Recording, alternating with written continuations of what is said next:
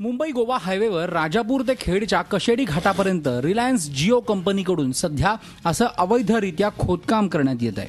खोदकाम करताना हायवेच्या मध्यभागापासून 15 मीटरपर्यंत खोदकाम करणं गरजेचं असतानाही नियम धाब्यावर बसवत काम सुरू आहे। या संदर्भात तक्रारी करूनही कुठलीही कारवाई झालेली नाही।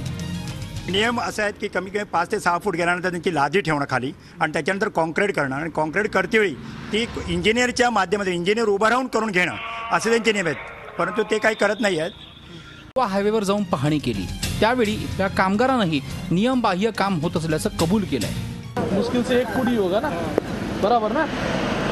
तो ये ऊपर तक ये सब ऐसा ही है। ये पहाड़ी के बाद से वैसे है ना सर, क्या करेंगे? पर है ना वैसा ही है ना।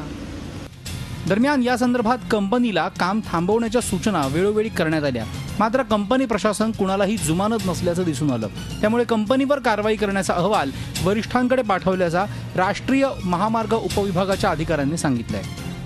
दंडात्मक प्रस्ताव नक्कीच होईल, म्हणजे त्याबद्दल त्यांना किती दिवसात रिपोर्ट्स चालूच आहेत। हे सर्व प्रगतीत आहे, परंतु थोडंसं म्हणजे कार्यालयीन प्रक्रियेमधून ते पूर्ण होईल, म्हणजे त्याबद्दल कुठल्याही प्रकारची शंका बाळगण्याची काही गरज नाही। मुंबई गोवा हायवेवरचं काम बंद करण्याचे आदेश शाखा अभियंत्यांनी दिले असतानाही ठेकेदार मात्र बिनबोफाटपणे काम करतायत। त्यामुळे याकडे गांभीर्यानं लक्ष देण्याची गरज आहे। प्रणव पोळेकर, झी मीडिया, चिपळूण, रत्नागिरी। झी 24 तास रहा एक पाऊल पुढे।